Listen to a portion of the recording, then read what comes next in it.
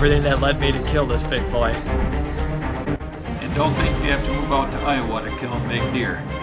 Put the time and work in, you might be surprised what big boys are hiding. I don't have hundreds of thousands of acres. Do the work, food plots. So have you guys thought about planting red osier dogwood and you watch some of the videos? I watch Bill Winke, I love it. He's got some great content. He just put a video out as well that he's done with red osier dogwood because you plant the cuttings, you don't get a real good survival rate of those cuttings. Not to mention, if you don't cage them, the deer will wipe them clean because this stuff is deer candy. So what can you do? I'll tell you what you can do.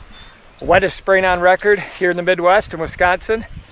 This full-size dogwood shrub, I just planted this. I've done this before. I have pretty much 100% survival rate with these. I dig up about a 70-pound ball around it. The soil is so wet right now, they come right up and you transplant it. And the soil is so wet, this is gonna survive. I got about 7 big shrubs in this canary grass. I want this to be a dogwood, willow, buckthorn thicket, just like at the other farm. Buckthorn can be good too, guys. I know it's invasive, but I'll tell you what, it holds leaves into November. Bucks love rubbing on it. They love bedding in it. It's better than no cover at all. It's better than this canary grass. And I've seen deer browse on it as well. But what I really like is these dogwood. So don't give up on dogwood, guys. Don't plant the cuttings. You don't want to wait 5-10 years. This shrub here is probably 10-15 years old. Took it from a spot where it's serving no purpose, brought it out into my deer bedding sanctuary. It's going to serve a great purpose. It's been raining like crazy. It's June. I'm in Wisconsin here. What can we do? Can we sit around and mope about how wet it is and can't get any food plots in, can't get the ground tilled because it's so wet? Yeah, that's easy to do, right? Or you can take advantage of all this wet stuff and transplant some big red osier dogwood. That's what I'm doing. Full-size shrubs, not sticks, not cuttings. I've tried the cuttings, guys. I got them to root, you know, a lot better success rate. But still, I hear it all the time. Guys, you know, I have enough ag around where these deer won't browse them clean, but if you don't, the deer will browse them clean. But if you're transplanting full shrubs of red osier dogwood, the deer aren't going to browse them clean. And guess what? They're going to spread like crazy. These things spread out at the other farm. They're everywhere. Once they get going, they get going. So the soil is so wet, you can rip them right up, dig a big circle around them and just pull really hard, and you can rip these babies right up. The soil is so wet right now. Great time to transplant some red osier dogwood. Look at this, guys. This red osier dogwood is bigger than me. It's a 9-foot shrub, and we're going to transplant it into 3 acres that was canary grass. We're going to make it a big buck paradise. And look at this big shrub we got here. Dug up the ball.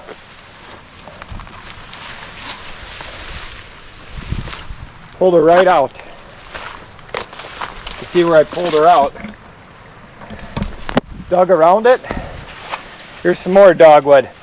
Where this dogwood was serving zero purpose by some buildings, not by my hunting land at all, just in the way, to be honest. So we're gonna make it serve a purpose. Put it back where the deer roam. Give them some bedding, something to rub on, something to browse on. Let's transplant it, let's do it, guys. All right, guys, you looking for something you can do in one of the wettest Junes, wettest Mays we had on record? Something you can do to enhance any hunting property. Too wet for food plots, right? I was trying to mow an area. I'm putting some soybeans in. It's just too wet. What can we do? Can we sit around and mope about it? Or can we transplant some full-size dogwood and buckthorn shrubs? 8 foot tall. I've done it before, guys. I can guarantee you this dogwood shrub is going to survive. You can see I'm surrounded by canary grass.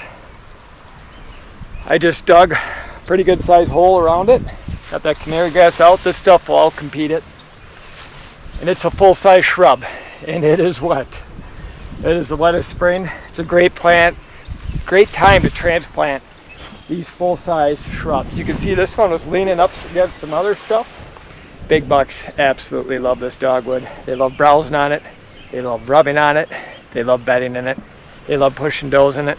Still a good size. This is probably, I'm 6 months. This is almost 6 foot. And this will survive, I guarantee it. Yeah, I put down some down oak limbs. I had a big oak go down with these bad storms. That canary grass is going to wrap around these oak branches, and come fall and winter when this canary grass lays down, it's going to create some good bedding pockets in here. Plus it gives birds a place to perch. See all the birds perching on here. You know what they're doing? They're planting this for me with buckthorn, dogwood. I'm just getting a jump start planting some full-size ones behind me. But these birds pooping out seeds, nature's way is plant trees. It beats every way. Here's another good sized dogwood shrub. This one's about 7 feet. This canary grass. Oh, I just stepped in a hole.